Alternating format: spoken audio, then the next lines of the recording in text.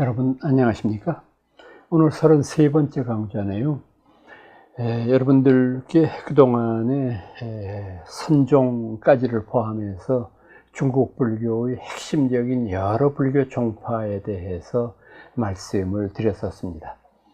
이번 시간에는 여러분들과 함께 송나라 시대의 불교라고 하는 주제로 말씀드리려고 합니다. 송나라라고 부르는 나라에서 벌어졌던 여러 가지의 불교적인 사건, 또 불교적인 위인들, 이런 것을 얘기했을 때 가장 눈에 띄는 것이 뭐냐 하면은, 이건 송나라 불교의 가장 괄목할 만한 업적이라고 볼 수 있겠습니다만은, 목판대장경의 완성이라고 하는 점입니다. 이 목판대장경이 완성된 것은 송나라의 태종이라고 하는 임금, 그때가 서력기원으로 따져보면 983년입니다.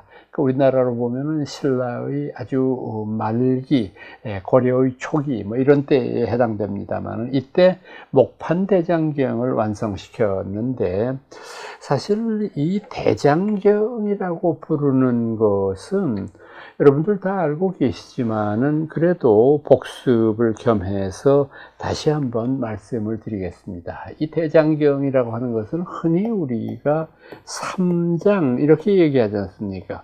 이 삼장이라고 하는 것은 인도말로 쓰여진 트리피타카라고 하는 말을 옮겨서 쓴 것인데, 이것은 경, 수드랍니다. 그리고 율, 비나야라고 그러죠. 그 다음에 마지막으로 론, 샤스트라라고 씁니다. 이것을 합해서 이걸 삼장이라고 부르는 것이죠. 그러니까 경이라고 하는 것, 수드라라고 부르는 개념은 부처님의 말씀이죠. 부처님의 말씀 또는 언행이나 여러 가지의 우화 또는 일화, 이런 것들을 다 모아놓은 것. 그래서 우리가 경이라고 하는 말이 뒤에 붙어 있는 경우에는 부처님의 말씀, 이렇게 이해를 하면 됩니다. 법화경, 화엄경, 열반경 이런 식으로 경자가 붙어 있고, 이 율이라고 하는 것은 이를테면 우리 불자인들이 지켜야 될 하나의 어떤 윤리조항들을 말합니다. 그래서 출가한 분들과 재가의 신자들 간에는 조금 차별이 있죠. 그렇게 해서 이런 것들을 기록한 율전으로는 대표적인 것이 사분율, 오분율, 마하승기율, 그리고 법망경 이런 경전들이 다 율에 관한 것을 기록한 것이죠. 마지막에 론이라고 하는 것은 상당히 우리 불교가 가지고 있는 특징 가운데 하나인데, 부처님이 말씀하셨던 경과 율에 대한 샤스트라, 해설서입니다. 그러니까 후대의 아주 큰 스님들, 덕 높은 분들이 그냥 이 부처님의 말씀을 그대로 우리가 읽어가지고 제대로 이해하기가 어려운 부분이 많으니까 이걸 좀 더 자상하게, 부처님의 입장이지만 우리 모든 일반인들이 알아들을 수 있을 정도로 쉽게 풀어서 설명하는 그런 논장을 대장경 안에 포함을 시켰습니다. 그래서 뒤에 론자가 붙어 있으면은 이건 굉장히 이제 그 경의 대접을 받을 만큼 중요한 거죠. 반면에 이제 론보다 조금 격이 낮으면서 대장경의 경률론에 대한 해설서는 소라고 얘기를 합니다. 그래서 이 셋을 트리피타카, 근데 이 트리피타카라고 하면 피타카, 트리라고 하는 말은 영어의 셋을 가리키는 말입니다. 1, 2, 3 할 때 쓰는 트리고, 피타카라고 하는 말은 이게 광울이라는 말이거든요. 그러니까 고대 사회에서 대장경을 만들었을 때 그 대장경은 폐엽경이라고 해서 나무 이파리에다 기록을 했는데, 이 나무 이파리에 기록한 대장경을 이렇게 책처럼 이렇게 저희들이 서가에 꽂아 놓거나 또는 이렇게 쌓아 놓거나 할 수가 없지 않습니까? 그러다가 보니까 이것을 긴 대나무에 꽂아 가지고 아주 큰 광우리 안에 넣어서 보관했던 거죠. 그러니까 삼장이라는 말은 세계의 광울이라는 의미가 되니까 그것을 가지고 이제 대장경을 우리가 만들던 그런 그 과거를 송나라에서 드디어 목판 대장경으로 완성을 시켰다는 얘기인데, 그러면 부처님이 열반하신 직후에 만들어진 대장경을 우리가 뭐라고 그러느냐, 이거를 왕사성의 결집이라고 부르지 않습니까? 결집이라고 하는 말은 이제 부처님의 말씀을 처음 편집을 했다는 얘기가 되는데, 이때의 가장 중요한 역할을 했던 분은 마하카샤파, 마하가섭이라고 부르는 분이었죠. 그래서 이 기록으로 전해지는 바에 의하면은 앞서 말씀드렸던 경장은 부처님의 제자 가운데에서 안한존자가 주로 편집을 했고, 율장은 부처님의 제자 중에서 우팔리가 주로 했다. 그래서 이것을 총괄한 책임자가 마하가섭이었죠. 이렇게 해서 결집을 해서 그 당시에 만들어진 대장경은 나무 이파리에다가 새겼기 때문에 저희들이 그걸 뭐라고 부르냐 하면 폐엽경이라고 불러요. 폐엽경. 그러니까 이 폐엽경이라고 하는 것이 최초의 불교 대장경이고, 지금 말씀드렸던 마하가섭에 의해서 이루어진 이 불사는 부처님 돌아가신 직후이기 때문에 기원전 5세기 중엽이 되겠죠. 지금부터 꼭 2400여 년 전의 어느 시점인가 이것이 이루어졌는데, 저는 이것이 우리 불교 역사에 있어서 가장 그 위대한 어떤 이 일이었다고 생각을 합니다.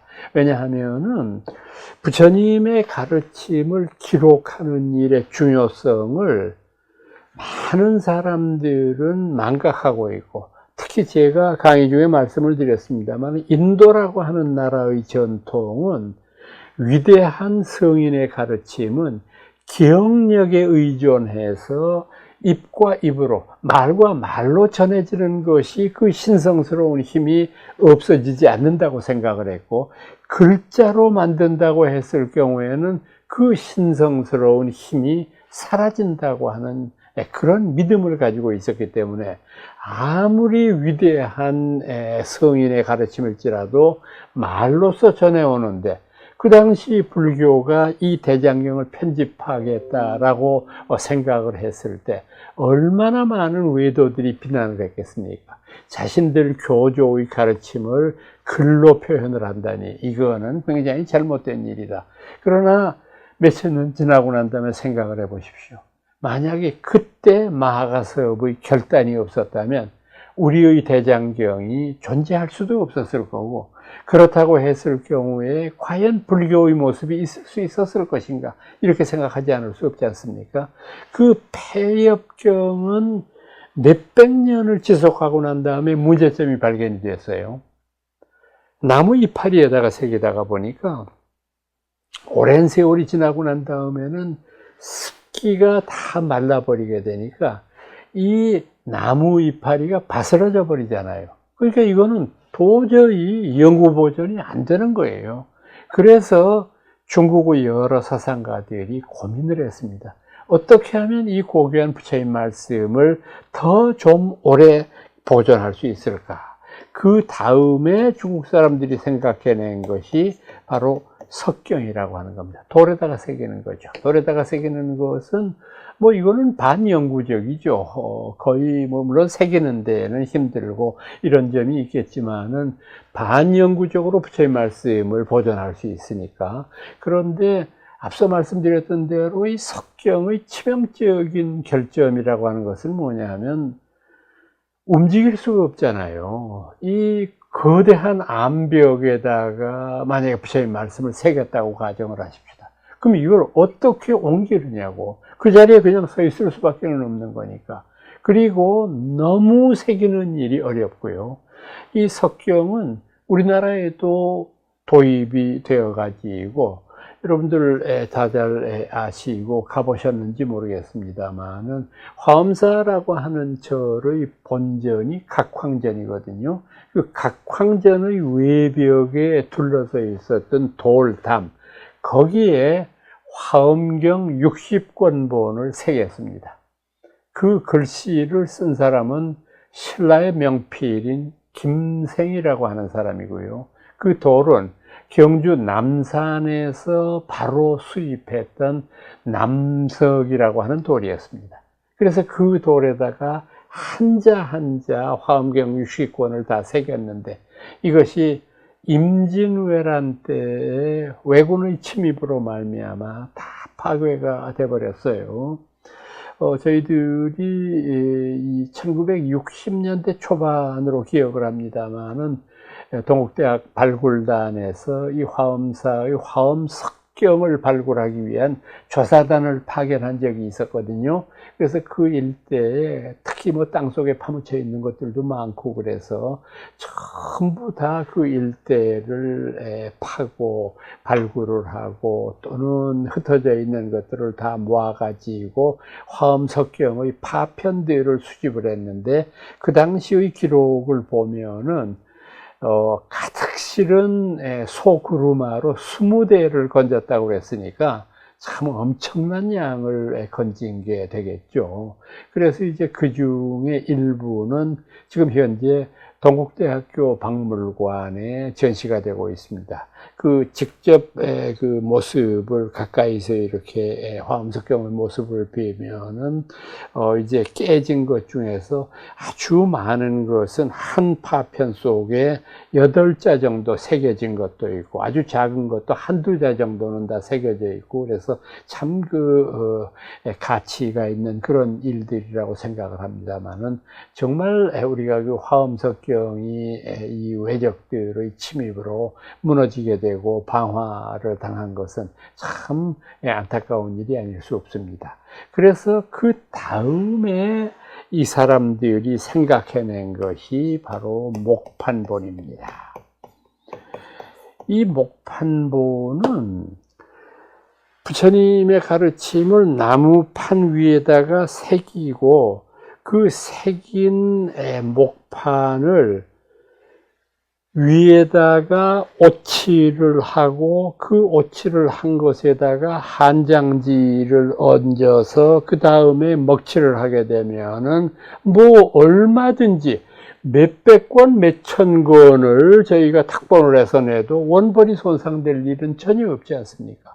그 다음에 가볍기 때문에 뭐 혹시 절에 불이 난다든지 또는 외적의 침입이 있다든지 했을 때는 한 사람이 그 목판본을 얼마씩 품에 안고 도망가 버리면 되니까, 바로 이런 이점을 가지고 있는 거고, 그래서 저는 이 목판 대장경의 발견과 그것을 완성시킨 중국 사람들은 세계의 여러 정신 문명에 있어서 가장 획기적인 변혁을 가져왔다고 생각을 합니다.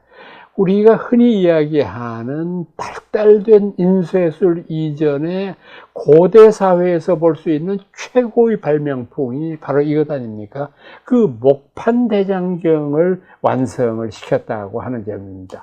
바로 이제 이런 점에서 이 당시 중국에서 완성을 본 이 대장경은 저희들이 뭐라고 부르느냐 하면은 송판 대장경 또는 목판 대장경 또는 송나라 때에 만들어진 어떤 이 가장 중요한 대장경이라고 하는 뜻에서 송장 대장경 이렇게도 부르고 있습니다. 그래서 이런 것들을 최초로 그 다음에 도입해서 만든 사람들이 우리 고려의 선조들입니다. 그래서 고려의 선조들은 대각국사 의천의 노력에 의해서 정말로 천신만고 끝에 초조대장경을 완성을 시켰습니다마는, 이것이 몽고의 침입으로 말미암아 불타버리고, 그 다음에 고려 고종 때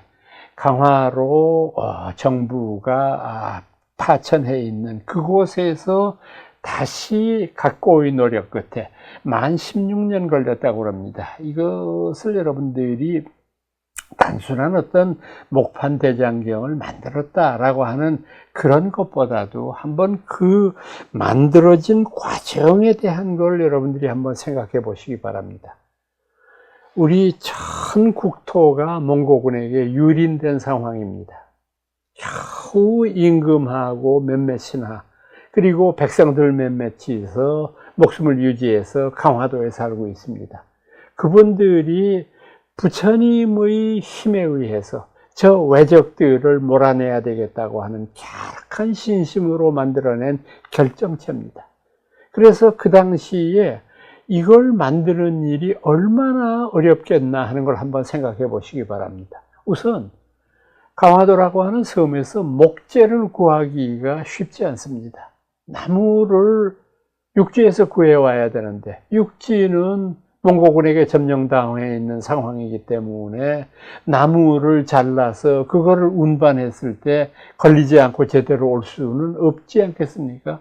할 수 없이 해상 루트를 통해서 그 당시에 비교적 몽고의 손길이 멀리 떨어져 있는 거제도 그리고 완도 이 일대에서 나오는 자작나무를 많이 베어서 그거를 썼습니다. 그러니까 이 자작나무를 쓴 이유가 있어요. 그거는 이 섬나라에서 큰 나무들이기 때문에 해풍에 강하니까 질기죠. 나무의 질이 질기기 때문에 웬만큼 가격을 해도 크게 망가지는 그런 일은 없었던 것이라고 볼 수 있겠죠. 그렇게 해서 이것을 한 나무로 전부 다 운송을 해서 그 운송한 것은 강화 입구에서 잘게 목판으로 다시 나누어 가지고 그것을 바닷물 속에 3년 이상을 절였다고 합니다. 그러니까 이것은 부패를 방지하는 기술이 없었을 때니까 소금물의 방지를 이제 하기 위해서 이제 거기에다가 바닷물에 넣은 것이죠. 그 다음에 꺼내서 그것을 그늘에다가 3년을 또 말렸다고 하죠. 이거는 뒤틀리는 것을 막기 위해서 그런 조처를 취했겠죠. 그리고 난 다음에 그 대장경판을 고루고루 골라서 거기에 한자 한자 정성스럽게 글자를 새겨나가기 시작했습니다. 우리가 흔히 팔만대장경이라고 부르는 이유는 지금 해인사에 모셔져 있는 장경판의 하나하나의 판수가 85,000여 판에 이르니까 팔만대장경 이런 이름으로 우리가 부르게 되는 것인데 이것은 참 우여곡절 끝에 만들어진 것이고 그 강화에서 지금 말씀드렸던 고려대장경의 목판을 완성한 곳은 어디냐면 선원사라고 부르는 절이었습니다. 이 선원사라고 하는 절은 조선 초기에 없어져 버렸습니다만은 나중에 이 선원사를 발굴한 것도 동국대학교 발굴단의 업적 가운데 하나입니다. 동국대학교에서도 오래전부터 심증을 가지고 있었거든요. 이 대장경판을 만들었던 데가 선원사다라고 하는 것이 분명히 기록에 나오는데 그 선원사가 어디냐 모르잖아요. 그래서 저희들이 그 당시에 생각했던 것은 우선 나무가 잘려서 오고 그 나무를 다시 바다에 넣고 그늘에 말리고 하려면은 굉장히 강화섬에서 제일 바다하고 가까운 데일 것이다. 그 다음에 그리고 난 다음에 그것을 통해서 다시 그것을 만들기 위한 노력은 또 많은 백성들의 피와 땀이 있어야 될 것으로 생각을 하는데 그때 저희들이 주목한 것은 뭐냐 하면 한문 글자는 달리 쓰는데 강화읍의 제일 그 앞마을에 있는 마을 이름이 선원이에요. 그래서 원래 선원사는 참선할 때 쓰는 선자하고 오리진 이제 그 근원이라고 하는 원자를 쓰는데, 지금 현재는 그 선원이라고 하는 데가 신선선자를 쓰고, 그 다음에 원자도 고원할 때 쓰는 삼수변 없는 그냥 원자를 써서, 이게 다른데 발음은 똑같잖아요. 틀림없이 확신했습니다. 이거는 한문 글자가 달라졌을 뿐이지 반면이 그 글자다. 그래서 그 일대에서 샅샅이 뒤져가지고 저희들이 거기에서 정한 곳을 하나하나 발굴을 해나가다가 드디어 선원의 선자가 한자 쓰여진 기와장을 발견했어요. 그리고 또 다른 곳에서는 원자도 발견했고요. 그러니까 이게 선원사라고 하는 증거가 된 거 아니겠어요? 그래서 참 굉장히 뛰어난 업적을 살리고, 지금은 그 선원사를 복원을 해가지고 스님이 그곳을 지키고 있으면서 오고 가는 관광객들에게 여기가 바로 우리나라의 대장경을 만든 그곳입니다 라고 하는 것을 말해주는 아주 중요한 강화의 명소가 되었죠.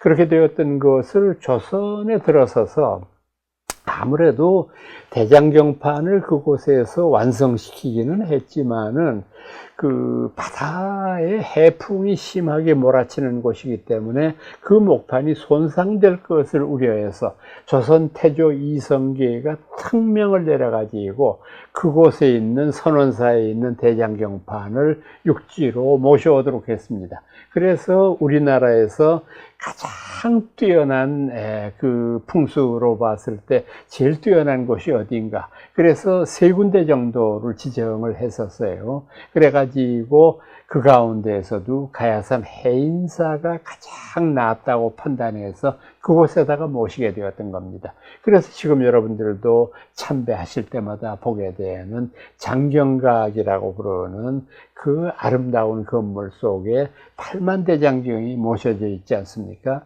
참 저는 이것이 우리 민족의 보배일 뿐만 아니라 세계적으로 자랑할 만한 일이라고 생각을 합니다. 제가 한국 사람이기 때문에 이런 이야기를 하는 것이 아니라 저는 아주 지금도 톡톡히 기억하고 있는 것이, 여러분 혹시 25시의 작가 겨루규라고 하는 이 기억나시죠? 그 양반이 우리나라를 방문한 적이 있었어요. 근데 이분이 어디서 들었는지는 모르겠는데 한국에 가면은 대장경의 원본이 해인사라는 절에 모셔져 있다라고 하는 것을 들었던가 봐요. 그래서 그곳을 가고자 했어요. 그러니까 문화관광체육부에 있는 관리들이 당황해가지고 불교 공부하는 저를 불러들인 거예요. 그래가지고 겨울에 안내를 해가지고 좀 거기에 좀 가라고. 그래서 저는 그때 처음 그 겨울교라고 하는 일을 만났었는데, 신부더라고요. 보니까 목에 큰 십자가를 이렇게 걸고 있는 아주 인상 좋게 생긴 노인이었는데, 그래서 이제 그분 모시고 갔습니다. 그래서 오며 가면서 한국 불교에 대해서 설명해 드리고, 또 목판본이 만들어지게 된 고려대장의 배경에 대해서 설명하고, 그렇게 했는데 그분이 직접 그 현장에 이렇게 가더니 그 현장에 먼지 묻어 있는 그 대장경판에 입을 맞추더라고요. 그분이 입을 맞추면서 제가 아주 선한 것이, 그리고 자기 목에 있는 십자가를 어루만지면서 뭐라고 말하느냐, 지금 이 고려대장경은 한국민들의 자존심일 뿐 아니라 세계 인류의 위대한 정신의 승리입니다. 이 대장경판이 오늘의 우리에게 말해주고 있는 것은 폭력 앞에 인간이 얼마나 위대해질 수 있는가 하는 것을 보여주는 산 증거가 되는 것입니다.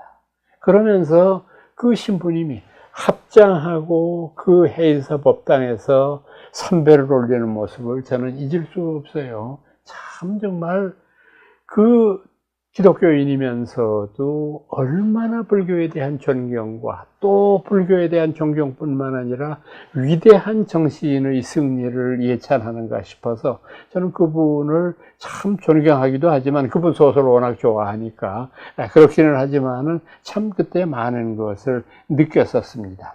그리고 난 다음에 지금 말씀드리고 있는 대장경은 동국대학에서 이것을 영인본으로 발간을 했거든요. 영인본으로 발간을 해서 48가지로 권으로 만들었는데, 그 중에서 제일 마지막 권이 뭐냐 하면은 해제본이라고 하는 거예요. 해제본. 그러니까 이것은 고려대장경 47권에 관해서 해제를 하는 건데, 이거는 그 당시에 한국의 불교학자들을 다 동원했습니다. 그래서 고려대장경, 예를 들어서 인왕호국 반야바라밀경, 이게 딱 나온다 그러면 저희들이 해제를 붙입니다. 1. 그 경전의 다른 이름이나 혹은 준말은 뭐냐? 그러면 우리가 흔히 쓰는 말이 인왕경 이렇게 쓰기도 하고, 인왕 반야바라밀경 이렇게 쓰기도 하고, 그걸 씁니다. 이명이나 다른 이름을 씁니다. 그 다음에 인도말 원전이 있으면 인도말 원전은 뭐라고 그러느냐. 그 다음에 이 경전에 대한 해설서는 뭐가 있느냐. 이 경전에 대해서 중국 사람으로는 누가 있고 한국 사람으로는 누가 있고 쭉 그것을 열거합니다. 그 다음에 이 경전의 주요 내용은 뭐냐, 여기 담고 있는 메시지는 뭐냐, 그걸 또 다 기록을 했습니다.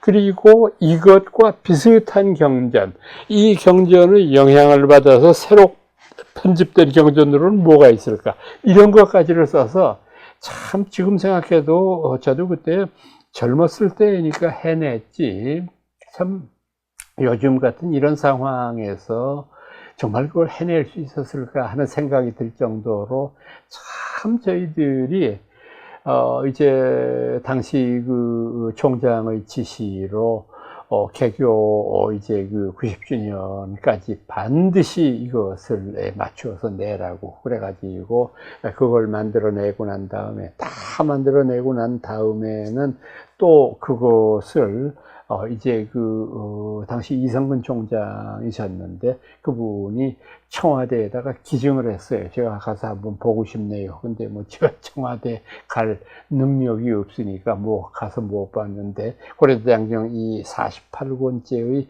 해제본이라고 하는 것이 굉장히 중요한 그런 경전이라는 말씀을 여러분들한테 드립니다. 자, 그리고 난 다음에 이런 것들이 처음으로 인류의 문화 발전에 이바지하게 되는데, 다만 이제 송나라 때의 불교에서 하나 참 불편한 진실이 하나 있는데, 그건 뭐냐 하면 송나라 시대에 유불 갈등이 빚어지면서 이른바 불교에 대한 박해가 시작되었다고 하는 점입니다. 이 점은 좀 더 뿌리가 깊다고 생각하셔야 됩니다. 왜냐하면 원래 유학이라고 하는 것은, 유교라고 하는 것은 원시유가는 공자나 맹자 시대의 그런 유교인데, 이때는 유교를 종교라고 보기보다는 하나의 생활 원리, 윤리, 이런 조항으로 봐야 됩니다. 사단 칠정이 어떻고 뭐 군자가 어떻고 이런 얘기를 하지 않습니까? 그런데 이 송나라에 주자라고 하는 인물이 등장했습니다. 그래서 이 주자라고 하는 인물은 이른바 주자학이라고 부르는 유교의 심성론을 발전시키기 시작했어요. 그 유교의 심성론이 바로 이기 논쟁입니다. 그래서 우리나라에서도 소하담 같은 이와 퇴계, 율곡, 이 세 분이 각각 이기에 대한 견해가 다르지 않습니까? 이라고 하는 것과 기라고 하는 것이 둘 별개의 것이다, 이렇게 보는 분, 그리고 이와 기는 하나이다 라고 보는 분, 제일 마지막에 율곡 같은 분은 이와 기는 둘이지만 둘이면서 하나다. 왜? 그 둘 중에 하나가 없으면 존재할 수 없기 때문이다. 아마도 이것은 율곡이 불자였기 때문에 그와 같은 아이디어를 낼 수 있었을 것이라고 생각을 합니다만, 어쨌거나 간에 이런 일들이 생겨나게 되면서 이제 유교는 더 이상 윤리덕목으로 남지 않고 하나의 종교로서 등장하게 되는 겁니다. 그러니까 그 주자학이 등장하기 이전까지는 유교와 불교가 평화롭게 공존했어요. 마찰할 일이 없어요, 서로. 그런데 유교가 이렇게 종교로서 무장을 하게 된 이상 불교와 유교는 대립할 수밖에 없죠. 그래서 이것이 바로 우리나라에는 안향이라고 부르는 인물에 의해서 주자학이 도입되고, 고려도 중후기가 들어서게 되면 서서히 반불교적인 그런 정서가 싹트게 되지 않습니까?